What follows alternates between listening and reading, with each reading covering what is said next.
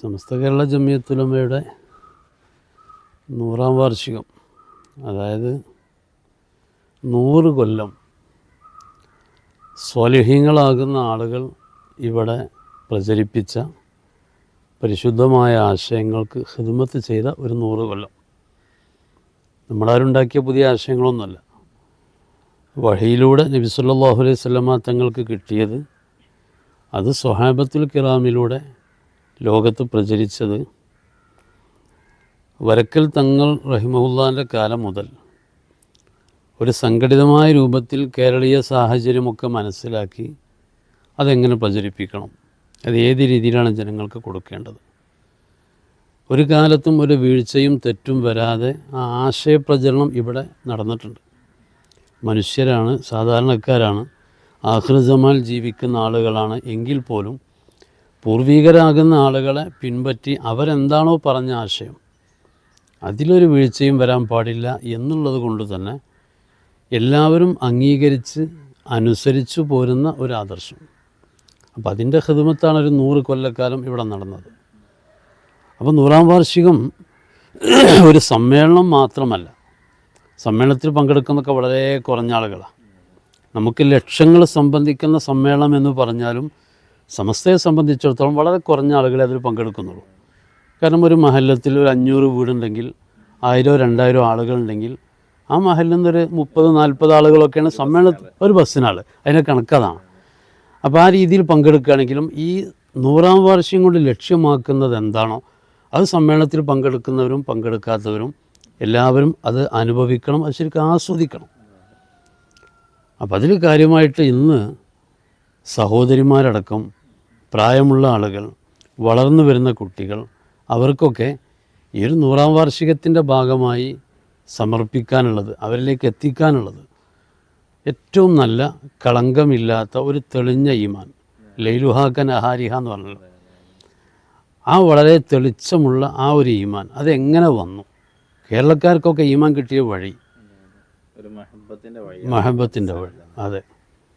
ഇപ്പോൾ വലിയ പ്രായമുള്ള ആളോട് ചോദിച്ചാലും അറിയാം, അവർ ഖദീജ ബീൻ്റെ വഫാത്ത്, ഫാത്തിമ ബിയുടെ വഫാത്ത്, മുഹയ്യദ്ദീൻ മാല, ഇതൊക്കെ ഇങ്ങനെ പാടിയിട്ട് കൽബിലുണ്ടായിത്തീർന്ന ഒരു ഈമാനികമായ ഔന്നിത്യം.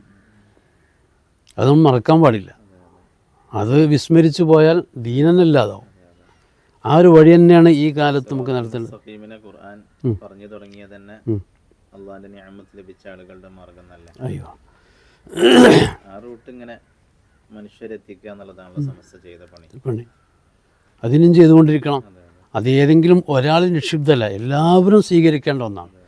അപ്പോൾ സമസ്തയെ സ്നേഹിക്കുന്ന ഓരോ ആളുകളും അവരുടെ ജീവിതം കണ്ട് ജനങ്ങൾ ദീനിങ്ങനെ ഉൾക്കൊള്ളാൻ കഴിയണം. അവരിൽ നിന്ന് ദീന് പഠിക്കാൻ കഴിയണം. സാധാരണക്കാരിൽ നിന്ന്, എത്രയോ ഉമറാക്കളിൽ നിന്ന് ദീന് പഠിച്ചവരുണ്ട് ഇവിടെ. ഉലമാക്കളിൽ നിന്ന്, സയ്യിദുമാരിൽ നിന്ന്, ഉമറാക്കളിൽ നിന്ന്, സാധാരണക്കാരിൽ നിന്ന്. മഹബത്തിന്റെ ബന്ധമായിരുന്നു മൊത്തത്തിൽ ജനങ്ങളുടെ ഈമാന്റെ ഏറ്റവും പ്രധാനപ്പെട്ട അടിസ്ഥാനം. നബി സല്ലല്ലാഹു അലൈഹി വസല്ലമയോടുള്ള വലിയ സ്നേഹം, സ്വഹാബത്തിനോടുള്ള സ്നേഹം, അഹ്ലു ബദറിനോടുള്ള വലിയ മഹബത്ത്. പിന്നെ ഇങ്ങനെ അതിൻ്റെ തുടർച്ചയിൽ ഖുർആൻ പറഞ്ഞ പോലെ സിറാത്തൽ ലദീന അൻഅംത അലൈഹിം എന്ന് പറഞ്ഞ പോലെ ആ പടച്ചോൻ്റെ അനുഗ്രഹം ലഭിച്ച മുഅ്മിനീങ്ങളോടൊക്കെയുള്ള വലിയ സ്നേഹം, അതന്നെയായിരുന്നു നമ്മുടെ അസ്ല്. ദീന് ശക്തിപ്പെടുത്താൻ വേണ്ടി ഇപ്പോൾ സ്വഹാബത്തിനിടയിലൊക്കെ ഒരു നല്ല ഒരു സ്നേഹബന്ധം ഉണ്ടാക്കി വെക്കണം എന്ന് നബി സല്ലല്ലാഹു അലൈഹി വസല്ലം തങ്ങൾ ഇങ്ങനെ സംസാരത്തിൽ ഇടയ്ക്കിടയ്ക്ക് ആ സ്നേഹം വർദ്ധിക്കാൻ വേണ്ടി അബൂബക്കർ സിദ്ദീഖ് റളിയല്ലാഹു അൻഹു ആരാണ് സ്വഹാബത്തിന് പറഞ്ഞു കൊടുക്കണം. ഉമർ ഇബ്നുൽ ഖത്താബ് തങ്ങൾ ആരാ പറഞ്ഞു കൊടുക്കുക? ഒരിക്കൽ നബി സല്ലല്ലാഹു അലൈഹി വസല്ലമയെ കുറിച്ച് ഹസ്സാൻ ഇബ്നു സാബിത്ത് റളിയല്ലാഹു അൻഹു മസ്ദ് പാടിയപ്പോൾ എൻ്റെ സിദ്ദീഖിനെ പാടുമെന്ന് പറഞ്ഞല്ലോ. മാഷാ അല്ലാഹ്. സിദ്ദീഖ് റളിയല്ലാഹു അൻഹുവിനെ കുറിച്ച് പഠിച്ചു. അലൈഹി വസല്ലമയുടെ സംസാരത്തിൽ തന്നെ ഞാനും സിദ്ദീഖും ഉമറും, അങ്ങനെ ആ ഒരു പ്രയോഗം അല്ലാതെ കാണാം. ഞാനും സിദ്ദീഖ് റളിയല്ലാഹു അൻഹു ഉമർ റളിയല്ലാഹു അൻഹു പോയി വന്നു, സംസാരിച്ചു, ഇരുന്നു. ഇങ്ങനെ ഒരു സാധാരണക്കാരൻ്റെ ബുദ്ധിക്ക് വരെ യോജിക്കാത്ത വിഷയം പറയുകയാണെങ്കിൽ ഇത് എൻ്റെ സിദ്ദീഖും ഉമറും കേൾക്കാൻ ഇപ്പോൾ വിശ്വസിക്കുമായിരുന്നു എന്ന് പെട്ടെന്ന് പറയും. അതെ. മാത്രമല്ല ഇങ്ങനെ സല്ലല്ലാഹു അലൈഹി വസല്ലം ഒരിക്കൽ പറഞ്ഞിട്ടുണ്ട്, ഈ യുതിഇന്നാസു അബൂബക്കറും വഉമറ ഫഖദ് ഉർഷിദു. മാഷാ അല്ലാഹ്. സിദ്ദീഖ് റളിയല്ലാഹു അൻഹുവിനെയും ഉമർ റളിയല്ലാഹു അൻഹുവിനെയും ജനങ്ങൾ അനുസരിച്ചിരുന്നെങ്കിൽ അവരെന്തായാലും റൂട്ട് പഴക്കാതിരിക്കുമായിരുന്നു. ഈ മാസം പ്രത്യേകിച്ചും സിദ്ദീഖ് റളിയല്ലാഹു അൻഹുവിന്റെ വഫാത്തിന്റെ മാസവും കൂടിയാണ്. നമ്മുടെ അഖീദയുടെ ഒക്കെ അടിസ്ഥാനം മഹബ്ബത്താണ്. അതിന്റെ ഏറ്റവും ഔന്നിത്യത്തിലുള്ള ആള് സിദ്ദീഖ് റളിയല്ലാഹു അൻഹു. എനിക്ക് ദുനിയാവിൽ ഇഷ്ടമുള്ള കാര്യമെന്ന് പറഞ്ഞ് 3 കാര്യങ്ങളെ പരിചയപ്പെടുത്തിയ കൂട്ടത്തിലുണ്ടല്ലോ, അന്നളുറു ഇലാ വജ്ഹി വൽ ജുലൂസു ബൈന യദൈ, നബിയെ അങ്ങയുടെ മുഖത്തേക്ക് ഇങ്ങനെ നോക്കിയിരിക്കുക, അങ്ങയുടെ അടുത്ത് വന്നിരിക്കുക, ഉള്ള പണമൊക്കെ അങ്ങേക്ക് വേണ്ടി ചെലവഴിക്കുക, ഇതൊക്കെയാ എൻ്റെ ജീവിതത്തിൽ ഏറ്റവും വലിയ ആസ്വാദനവും സന്തോഷവും എന്ന് സിദ്ദീഖ് റളിയല്ലാഹു അൻഹു പറയാറുണ്ടല്ലോ.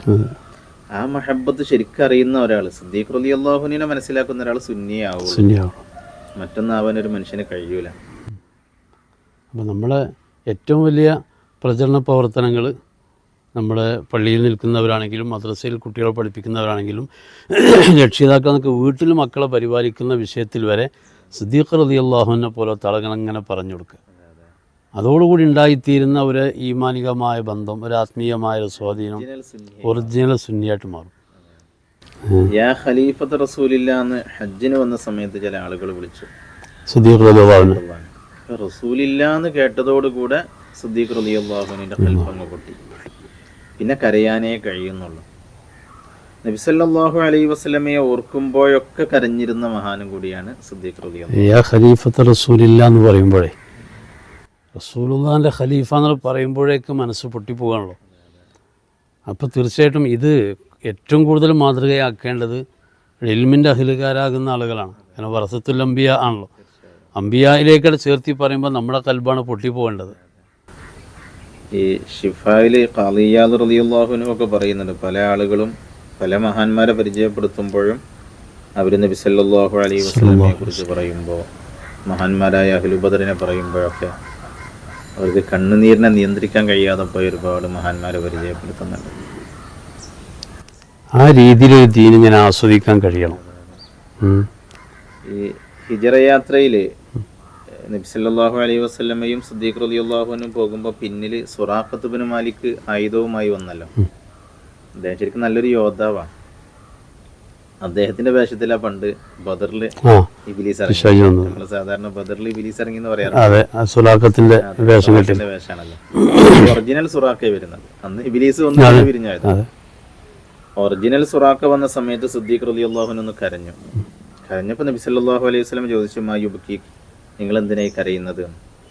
അന്നേരം മഹാനുഭാവം പറഞ്ഞൊരു മറുപടി ഉണ്ടായിരുന്നു, അമാ വല്ലാഹി മാ അലാ നഫ്സി യബ്കി, എൻ്റെ കാര്യം ഓർത്ത് എനിക്കൊരു കരച്ചിലൊന്നുമില്ല റസൂലെ, പക്ഷേ വലാകിൻ അബ്കി അലൈക്, ഞാനിങ്ങനെ നബി സല്ലല്ലാഹു അലൈഹി വസല്ലമക്ക് കാവലായി നിൽക്കുന്ന സമയത്ത് നബി സല്ലല്ലാഹു അലൈഹി വസല്ലമക്ക് വല്ലതും സംഭവിച്ചു പോകുമോ എന്ന ടെൻഷനാണ്.